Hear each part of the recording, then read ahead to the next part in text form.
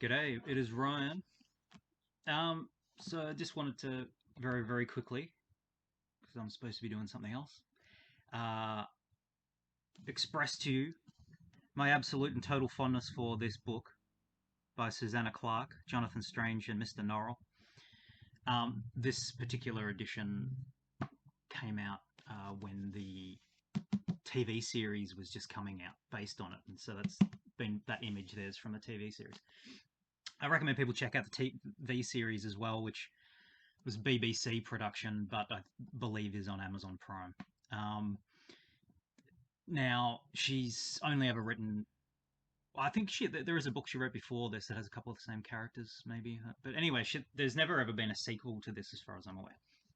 Um, but this is just the most wonderful thing. It's just I'm a real fan of Charles Dickens. Always have been since I was like in my early teens. I used to just fucking love the Pickwick Papers, in particular.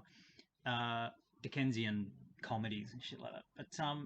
And then I'm a real fan of Gothic literature, real fan of the Bronte sisters, and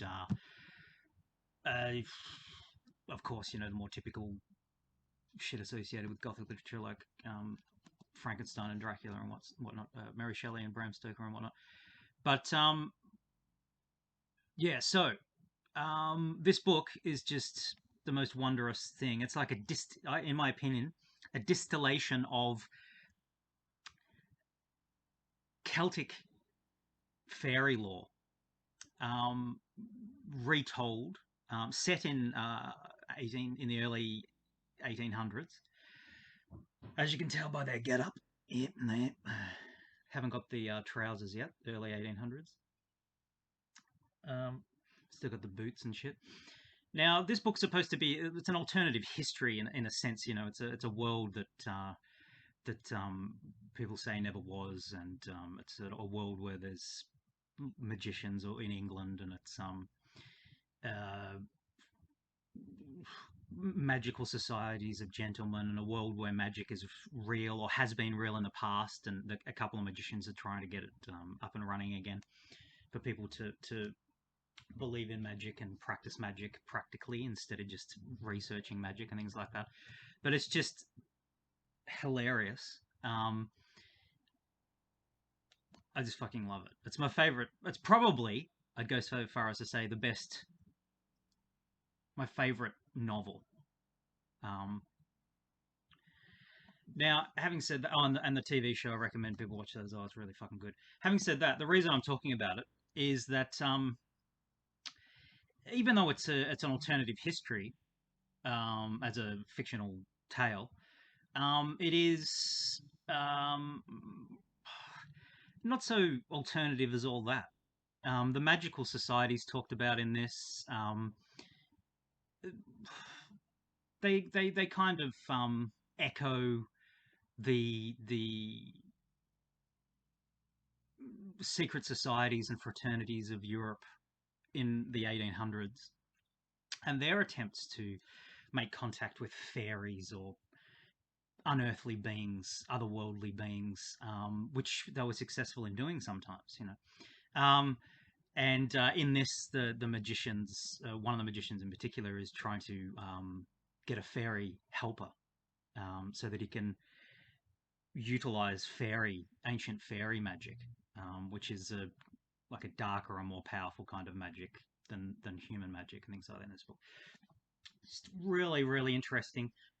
Resonates with me so much because a lot of the stuff she talks about in this, like I said, where she sort of distilled fairy lore all into it. Um, European fairy lore, Celtic fairy lore, Northern European, Germanic fairy lore as well is very similar to Celtic fairy lore, especially Icelandic stuff and whatever. But she's done such a good job.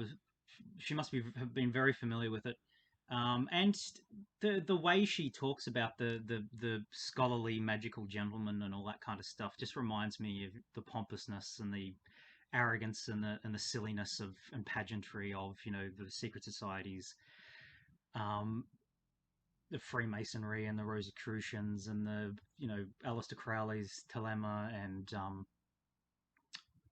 these dudes. What's another one? The what's that fucking uh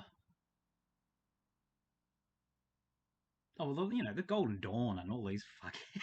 It's just, I just find it so fucking funny, so ridiculous. Can you tell? Those dudes, and I think she has encapsulated the essence of that in this book. Um, Gentlemen with time on their hands trying to contact, fairies and demons and things like that. And Aleister Crowley was successful, it would seem, in contacting, his the being Lam or Lum or which is probably, a P24, I'd say.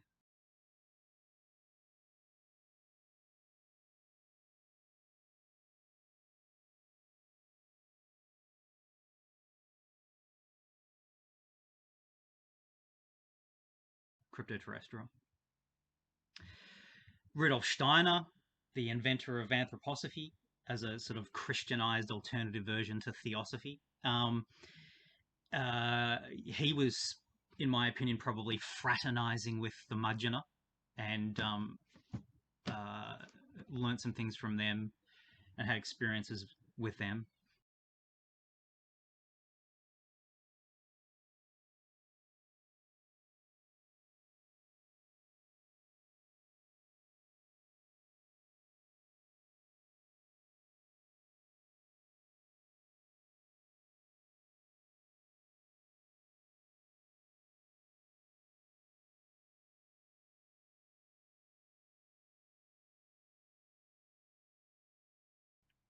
Um, and so the idea that magicians or ceremonial um, esotericists were uh, rubbing shoulders with and coming into contact with cryptoterrestrials due to their interesting belief systems and mind states. Cryptoterrestrials are attracted to people who are entertaining philosophical, speculative notions of the world and sort of, considering, like what does Steiner call it, like super sensible reality and things like that. They dig that kind of stuff. They find it interesting. They'll home in on a person and people conducting rituals and seances and meditating and praying and things like that are like beacons to the crypto terrestrials because they just find that kind of thing really interesting. As they're like studying people and considering whether or not the person's sort of on the right track and getting some ideas that more close to their own ideas, and then also influencing people. So anyway, this Jonathan Strange and Mr. Norrell is just a superb work of art and creation, and closer to the truth, perhaps, than Susanna Clarke herself suspects or knows. An alternative history, yes, of England in the early 1800s, but not as alternative as all that.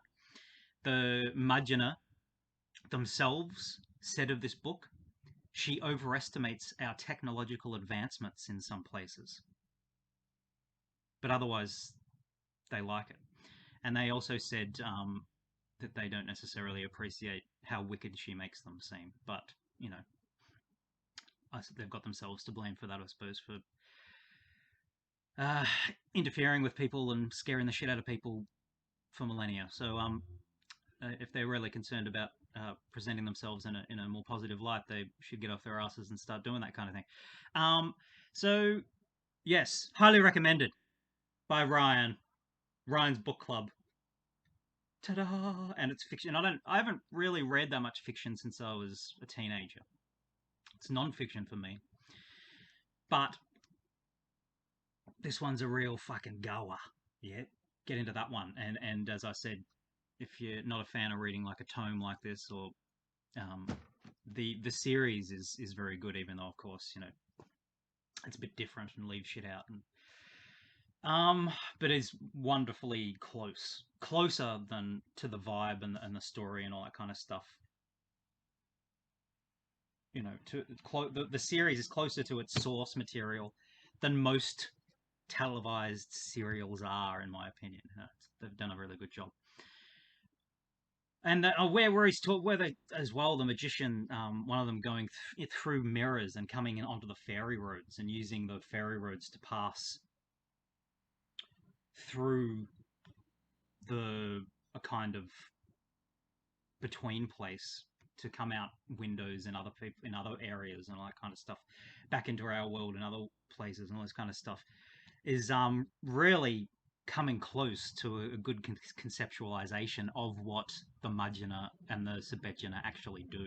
You know, good shit. Check it out. Yeah. Cool. Okay, catch us later.